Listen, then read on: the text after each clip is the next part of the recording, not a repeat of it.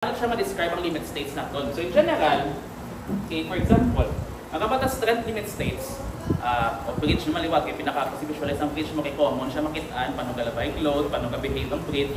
Si bridge, may limit state niya in terms of strength. Pwede siya paglabay sa salakyan, meaning hindi siya mag-collapse. Meaning strong enough siya, meaning nag-meet niya ang strength. Magambang ang serviceability, paglabay sa salakyan, gauyog ang taytay, ga-deflect ang taytay, pero wala siya ga-collapse. So dapat ma-meet ng duwa ka limit states in terms of strength and in terms of serviceability. But for our steel design, majority of our limit state will be based on strengths. Pag ina siya ang mga strengths, those are the modes of failure, paano mag-fail ang isa ka structural steel member. Okay? So pwede siya nga, iyang mode of failure is maunat siya, pwede siya mabugto, pwede siya mag-isig. So masya ko nga ito ng mga limit state. For example, gabit-bit ka sang bag. Kung gabit-bit ka sang bag, anong una nga makapoy? Sa imo lawas? Baga. Kung minsan ilo mo sa imo kamot, mambutkon. So depende na kung paano mo sa ginabit-bit. That is your strength limit state. Anong mauna? Fail. Ang imo baga, ang imo butkon, or ikaw. Okay? So those are the limit states nimo kung paano mo ginabit-bit ang bag. So muna ito natin, for every nature sang load natin, what are the limit states involved sa aton nga design. Okay? Introduce ko na siya kay para same the understanding sa next topic. Patani ka na ito sa buong, no? Target ta, staggered goals, kay wala tabi 3 hours na gapon, no? Happy Chinese New Year, pwede ko nga Chinese Day.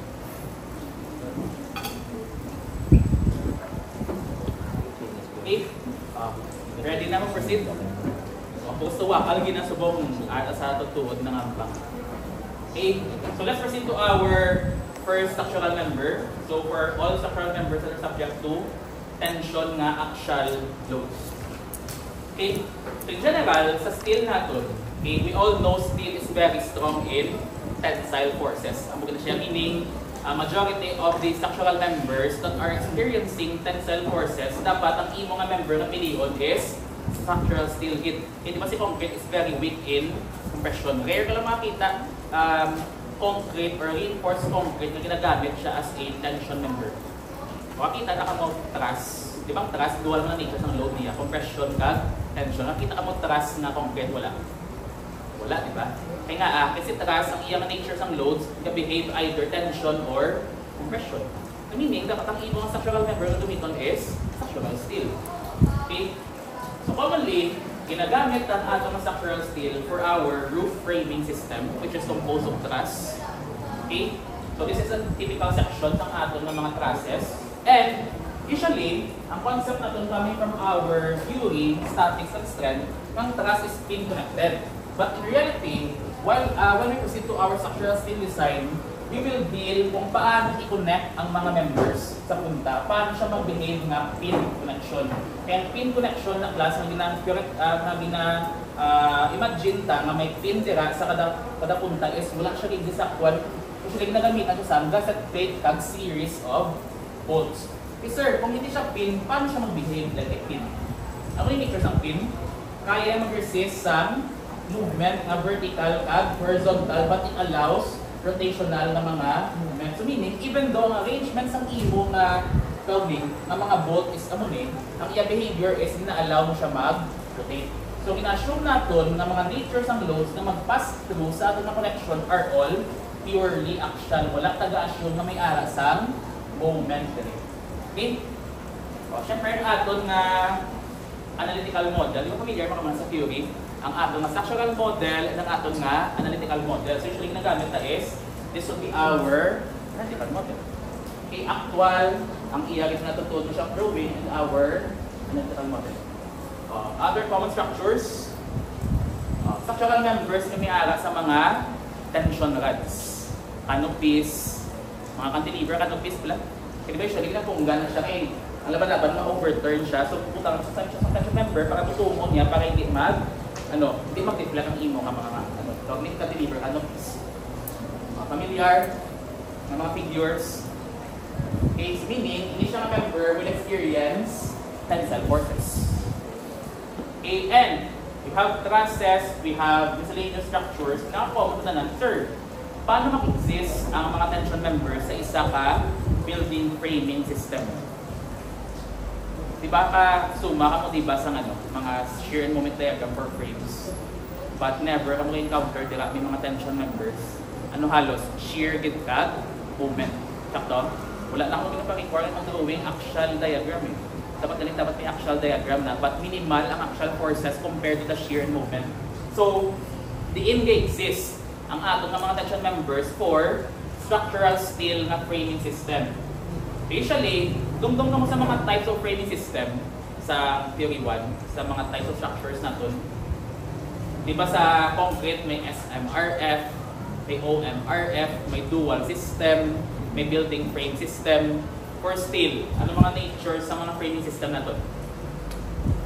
May dira CBF. May dira EBF. May dira MF. Nami sini. Kabalo kong MF, lain sa MF nga panumdum yun. Ano MF? Moment frames, meaning ang aton nga lateral resisting framing system is based on the end moments ng aton nga framing system. Anong BF? Meaning brace frames, meaning ang aton nga load path for our lateral loads will pass through hindi sa end moments pero malabay sa bracing naton. And for structural steel, usually gagamit sa mga bracing ang ilang nga nature of loads nga in-experience are all actual loads in terms of compression kag tension. I think may pati nga building, may bracing na gagamit. First is ang bagong building sa STI. Lapit sa may Burgos. Kung observe ka kung galabay na mo dira, ang ilan ng framing system is concrete na siya. Kung natingala kung may aras ang bracing na steel. Siya lang kung only building diri sa Bacolod na reinforced concrete kung may bracing na steel. So isang bracing natin, so nang i-behavior, usually this will be our analytical model. So kung mag-sway ang building, assumption pin na tanan, okay, kung mag-sway na pakilid, ang isa mo ka-bracing, maunat, ang isa ka-bracing is makompress siya. So, generally, siyempre ang earthquake mo, hindi pa siya one direction. Mano siya? Mas-sway. So meaning, this will go to cyclic process ng imo ng mga bracing will experience tensile forces kag compressive forces. So meaning, ini siya should be designed under tensile forces. Okay, kaya ang imo nga nature sa or imo nga framing system na mag-resist sa lateral loads are in terms of these bracings. So mga bracings natin are designed generally to resist axial and compressive forces. So we will deal later on with all possible shapes. So meaning may plate, may angle, may C-channel, may wide flange. Kita na sila possible na gamiton as bracing. Kasi bracing, wala siya resist sa mga flexure, but rather, ang iya gina-resist are axial forces in terms of tension and pressure. Pinata. Introduction, recall, strength of materials. So usually, sa ato ng mga tension members and compression members, the way we connect that, we'll have our tension members connected to our cassette plate. So we will have two types of connection. First is ang bolted or riveted connection, meaning may isang fastener na ginabutang. Second type of connection is the welds. Okay? So, let's introduce first anong natures ng ating mga bolted or riveted connection, meaning may fasteners na ginagamit. Okay, pag-apply sa load natin, this will be our cross-section, no? So, let's have a cross-section AA. Okay, sa portion na wala sa bolt. Okay? So, if you will try to cut there, ang ating na area is, kung iya nga itsura. Okay? And if you will try to recall axial stresses, meaning, at that portion, sa section AA prime natin, ang iya in-experience na stress is equal to the axial force na gibutang natin sa unang member over the area. Di ba man nang sa strength of materials? But, what if we will try to consider the area maging pang-reduce ang mga cross-section niya. Wherein, sa areas na may aras sa buho. Try nyo na before, nagsuma ka mo, try nyo putang ang buho sa pagsuma sa area. At that time, when ang mag-insektuhan na ang sakto answer, supposedly, ang largest load should be at the cross-sectional area na may buho. But i-consider na lang namon ang answer nga, i-consider mo ang gross area.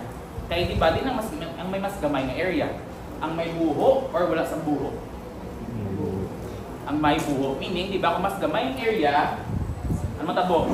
Matabo ang imo nga actual stresses. So meaning, mas critical ang stresses nimo sa area nga sa portion or sa section nga lesser ang areas nato. So let's try to check na makita ta sa section B. Okay? So for our section AA, this would be the gross area of our member. Meaning, wala tayo consider sa buho. And sa portion na may aras ang buho, we will call this as our net area. Okay? How about for connections na may weld? Anong difference nila? Ano yung iyang cross section? So sa portion na hindi siya connected or wala sa connection, okay, section AA natin, this will be our gross area. Ang net area is the same lang. Okay, so that would be our net area for welded connections. Nga importante si gross area at si net area because we will now proceed to the limit states ng aton nga principles of steel design. Sa liwatan ng mga limit states gani, these are the mode of failure, paano mag-fail ang material when subjected to tensile forces. So, first limit state. Okay. First is ang excessive deformation. Kaya naman hindi mag-yield ang material gani. Dumdong ako sa properties ng steel. Once malabot ang yield point, ano siya? Masigi siya unad without resisting additional load. So meaning, makita mo niya unad ang steel. So we don't want to occur ang ina nga limit state sa mga structure natin. Ito imagine ang imong building pag-sway na permanent deform ang casing. May mga mga cases. Ganda akong example. Kasi siyambal ang moving mo sa mga kulto.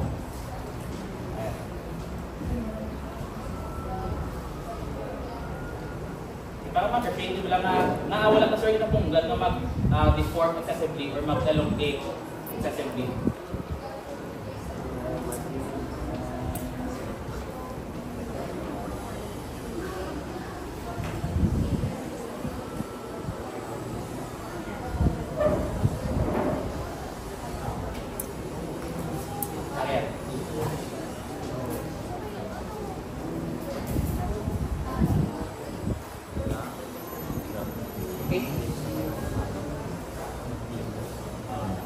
Usually, these are your base frames.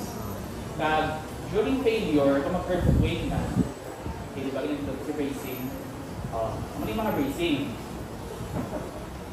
About the excessive deformation during strong earthquake, picture.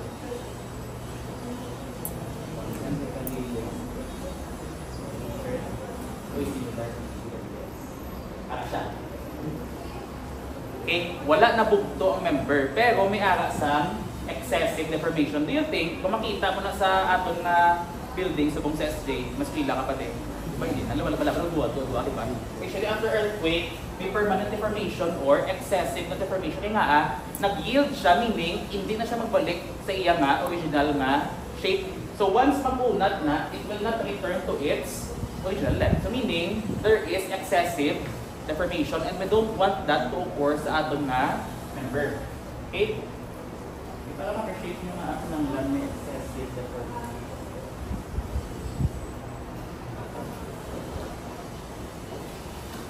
Kanto na sa chapter 504, section 504, tensile stress. So for our first limit state, tensile yielding.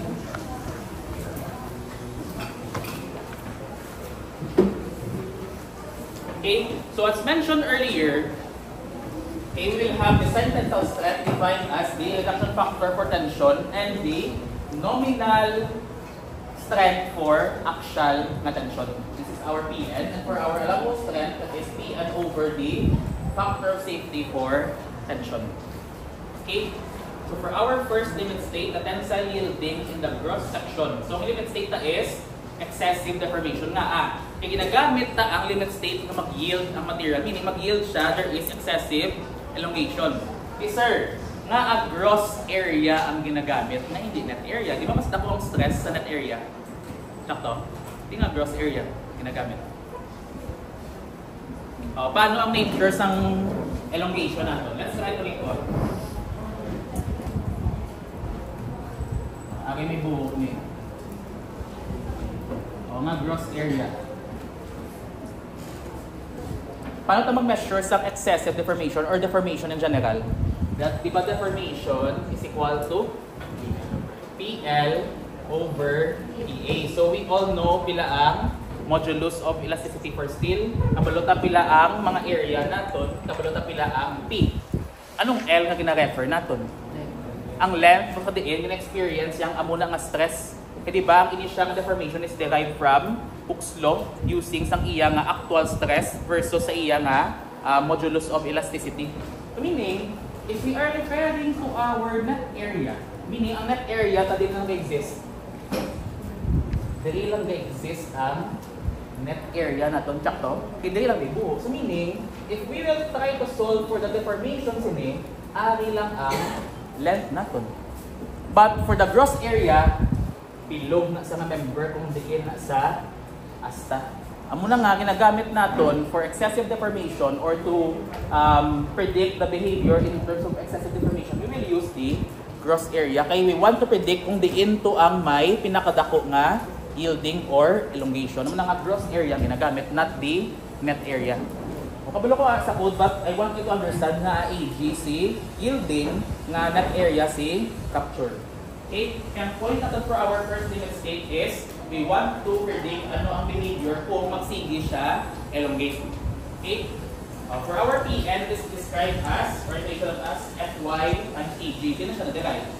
PN, di ba PN natin, this is not stress. This is the strength in terms of kilonewton. Kaya diba, sa 4 natures ng loads natin, diba this is in force, this is a force, this is a moment, this is also a moment.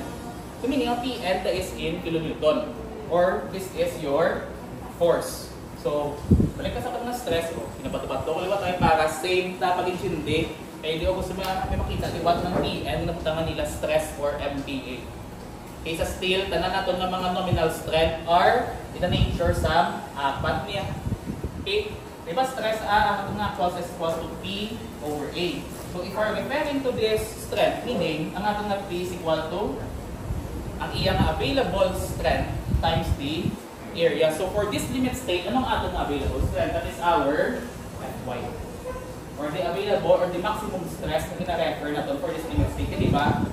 Excessive deformation, or we are referring to yielding. Ang mga Fy ginagamit natin using the gross area. So these are the corresponding ng mga reduction factor at factor of safety. Ang post na yung class basahon ng code, pero kung mentiondiyon mo, wala na na-explain na nagamuna. Nakaseg, kita na na-explain na. So sabong ina-translate ko lang kung nung gusto ko pala po i-seg. Uy, pasiseg. Okay, so kayo kilala ng mga author, title, builder, mali. Wonder na mo kung kamusta sila. Kita mo siya, no? Yung si title, titulang. Meaning, ay hindi naman imagine ito, bilog mo ang kabuhi, na-try ka lang update ng edition sa static, strength, o as in stress culture, yung class ni Piper. So, muna imagine lang, bilog mo kabuhi, statics na strength yung natunan.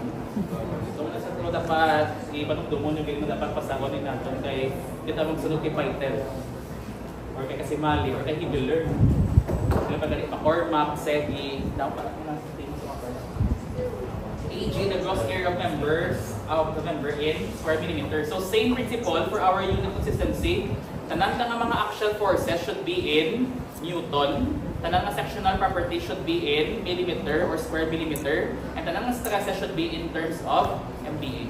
Same sa training namon sa inyo sa SMAT. Mula gina yan, sa subong same na Japan. Kaya para maging consistent ang inyong mga units. For Fy, this is na-specify yung yield stress at the type of steel being used. Diba? We have introduced last time mga types ng steel. A36, A992, A572. Okay?